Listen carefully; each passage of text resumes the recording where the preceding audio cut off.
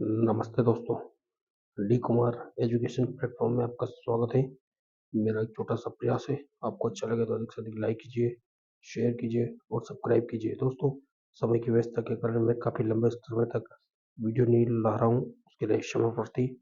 दोस्तों, पीईबी द्वारा आयोजित माध्यमिक शिक्षक पात्रता परीक्षा 2018 जिसका प्रश्न पत्र 5 मार्च 2019 को दोपहर पश्चात आयोजित हुआ था, उसका हमने कुछ वीडियो पहले देखे हैं। आज उसके नेक्स्ट का अध्ययन करते हैं। आइए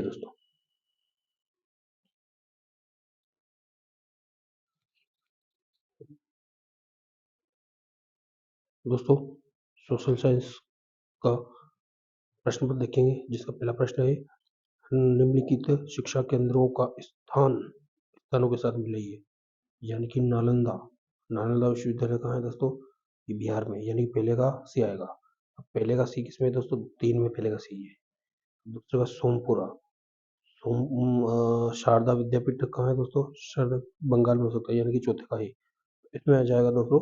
चौथा वाला सही जाएगा। माफ कीजिए दोस्तों, इसमें है ना, पहले का सी, दूसरे का डी, यानी कि दूसरा वाला सही जाएगा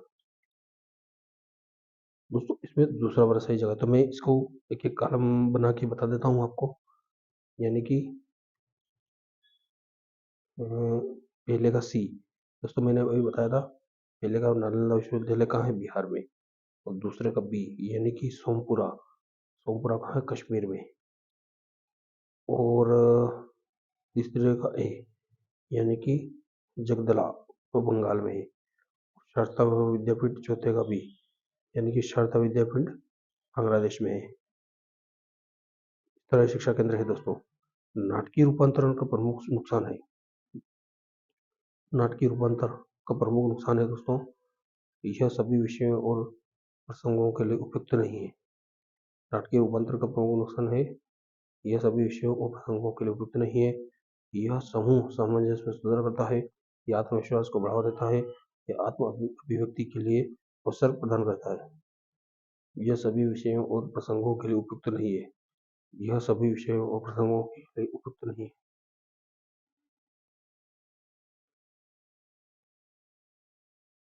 यह सभी विषय उन प्रसंगों के लिए उपयुक्त नहीं है। पहला वाला सही जाएगा। दूसरे का क्वेश्चन का पहला वाला सही जाएगा। आगे देखते हैं दोस्तों, निम्नलिखित में से कौन सा एक प्रारंभिक जैन साहित्य का हिस्सा नहीं है? यानी कि इसमें से जैन साहित्य का हिस्सा कौन कौन सा है दोस्तों? सूत्र कृतांग, थेरिंगाथा, आचार रंग सूत्र, बृहत कल्प सूत्र, यानी कि थेरिगाथा। दोस्तों आपको याद रखना पड़ेगा, इसमें बहुत अच्छा क्वेश्चन है। थेरिगाथा सही जाएगा, तो इसमें थेरिगाथा नहीं है। यानी कि बृहत कल्प सूत्र भी जैन साहित्य का जैन साहित्य है दोस्तों। आचार आचारांग सूत्र भी जैन साहित्य, और सूत्र कृतांग भी जैन साहित्य है। आगे देखते हैं दोस्तों, गुप्तों ने चांदी के सिक्के प्रचलित किए थे, जिन्हें कहा जाता है? गुप्त शासकों ने चांदी चांदी के सिक्के प्रचलित किए थे, जिन्हें क्या कहा जाता है दोस्तों? रूपका, यानी कि इसका रूपका सही जाएगा।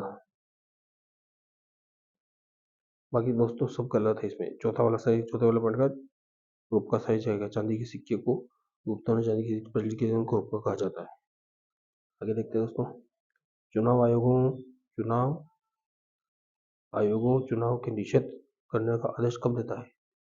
चुनाव आयोग चुनाव के निषेध करने का आदेश कब देता है? यानी कि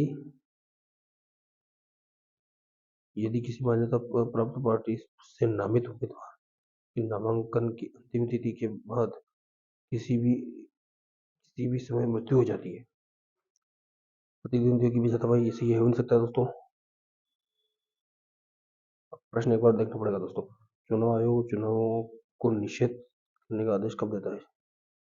बूथ कब्जा की स्थिति यह हो सकता है दोस्तों, यदि किसी मान्यता प्राप्त पार्टी में नामित उम्मीदवार नामांकन की अंतिम तिथि के बाद किसी भी समय मृत्यु हो जाती है।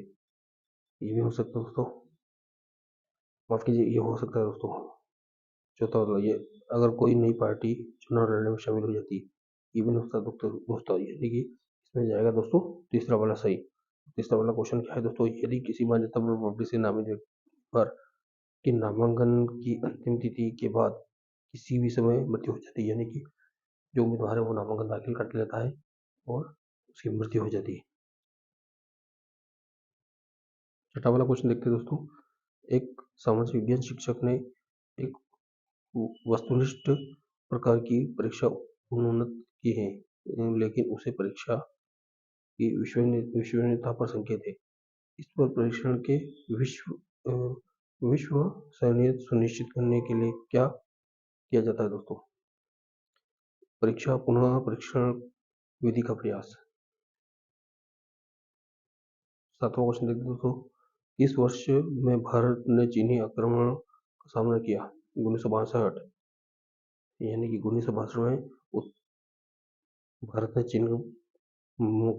ने चीनी आक्रमण का सामना किया था दोस्तों, जिसमें अरुणाचल प्रदेश चीन ने जीत लिया था। आठवां क्वेश्चन देखते हैं दोस्तों। एक और मंत्रिपरिषद दूसरी ओर संसद के साथ साथ राष्ट्रपति के बीच में कड़ी के रूप में कार्य करता है। उपराष्ट्रपति, प्रधानमंत्री, कैबिनेट सचिव, संसदीय सचिव, यानी कि प्रधानमंत्री जो होता है दोस्तों, वो क्या करता है? एक और मंत्रिपरिषद होता है, दूसरी ओर संसद के साथ साथ राष्ट्रपति के बीच एक कड़ी का कार्य करता है। निम्नलिखित में से आधुनिक सामाजिक विज्ञान का वास्तुकार माना जाता है दोस्तों। इमानुएल डुर्खिम, यानी कि इमाइल खुर्दिम, ये क्या है दोस्तों? आधुनिक सामाजिक विज्ञान का वास्तुकार है। आगे देखते हैं दोस्तों। अकबर के नवरत्न ऐसा नहीं है दोस्तों, राजभार फल। बाकी अकबर के नवरत्न कौन कौन सा? बीरबल है, राजा बीरबल है दोस्तों,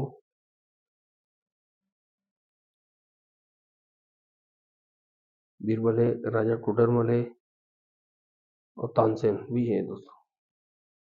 योजना आयोग के अध्यक्ष कौन है दोस्तों? योजना आयोग के अध्यक्ष प्रधानमंत्री होते हैं। प्रधानमंत्री जिसे मनोनीत किया जाता है, प्रधानमंत्री जिसको भी मनोनीत करते हैं वो योजना आयोग के अध्यक्ष हो जाते हैं, लेकिन प्रधानमंत्री जी अध्यक्ष होते हैं योजना आयोग के। एक सामाजिक समूह में सदस्यों के बीच संबंध का आकलन करने के लिए एक तकनीक के रूप में किसने समाज नीति का विकास किया? एक सामाजिक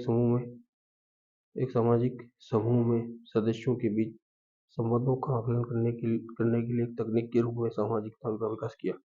J.L. मोरनो।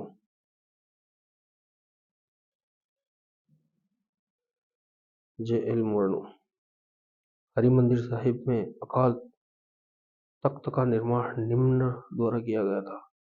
हरिमंदिर साहिब में अकाल तख्त का निर्माण निम्न द्वारा किया गया था। गुरु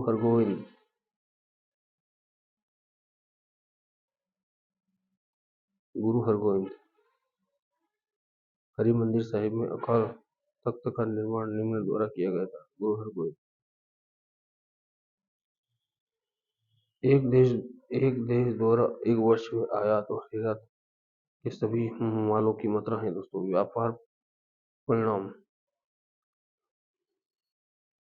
व्यापार परिमाण। एक देश द्वारा एक वर्ष आयात और निर्यात। व्यापार परिमाण एक देश एक वर्ष में आयात और निर्यात के सभी मालों की मात्रा है दोस्तों, यानी कि टोटल वैल्यू ऑफ ट्रेड, यानी कि पूरे साल में कितना आयात और निर्यात हुआ उसका परिमाण है दोस्तों। आज का अंतिम क्वेश्चन देखते हैं दोस्तों। माफ कीजिए, आज का अंतिम क्वेश्चन नहीं, इसके बाद 5 क्वेश्चन और पढ़ेंगे दोस्तों। निंदा प्रस्ताव का तात्पर्य सरकार के गंभीर अभ्यारोपण से है, हालांकि इसके लिए मंत्रिपरिषद के इस्तीफे की आवश्यकता नहीं है। निंदा प्रस्ताव का तात्पर्य सरकार के गंभीर अभ्यारोपण से है, हालांकि इसके लिए मंत्रिपरिषद के इस्तीफे की आवश्यकता नहीं है। समानाधिकारवादी समाज अपने सभी सदस्यों की जरूरतों को पूरा करने के बारे में चिंताशील रहता है। आगे देखते हैं 17 क्वेश्चन देखते हैं दोस्तों। मानव पूंजी निर्माण देश के लोगों और ज्ञान कौशल और क्षमताओं को बढ़ाने की एक प्रक्रिया है। मानव पूंजी निर्माण देश के लोगों के ज्ञान कौशल और क्षमताओं को बढ़ाने की एक प्रक्रिया है।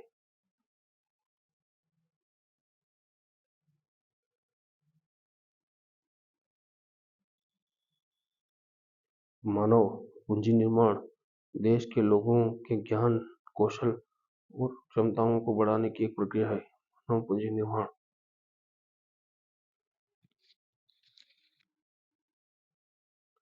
ऋग्वेद संहिता में इसके एक चौथाई भजनों के लिए दर्शाया गया है। इंद्र। ऋग्वेद संहिता में एक चौथाई भजनों को इनके लिए दर्शाया गया है। काय के लिए? इंद्र के लिए।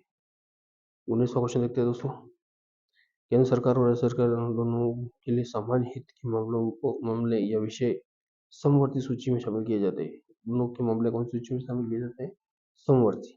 दोस्तों आज का अंतिम क्वेश्चन देखते हैं दोस्तों। भारत सरकार ने ग्रामीण वित्त व्यवस्था में शामिल सभी संस्थानों और गतिविधियों को समन्वय के लिए स्थापित किए गए राष्ट्रीय कृषि और ग्रामीण विकास, राष्ट्रीय कृषि ग्रामीण विकास बोर्ड, राष्ट्रीय कृषि विज्ञान एवं ग्रामीण विकास बोर्ड, राष्ट्रीय कृषि ग्रामीण विकास बैंक, राष्ट्रीय कृषि पुनर्निर्माण विकास बैंक। दोस्तों इसमें जाएगा राष्ट्रीय कृषि ग्रामीण विकास बैंक, यानी कि तीसरा वाला सही जाएगा। इसमें दोस्तों तीसरा वाला सही जाएगा,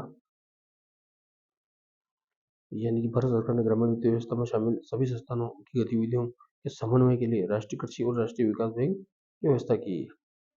दोस्तों मेरा एक छोटा सा प्रयास था, आपको अच्छा लगे तो अधिक से अधिक लाइक कीजिए, शेयर कीजिए और सब्सक्राइब कीजिए। धन्यवाद दोस्तों।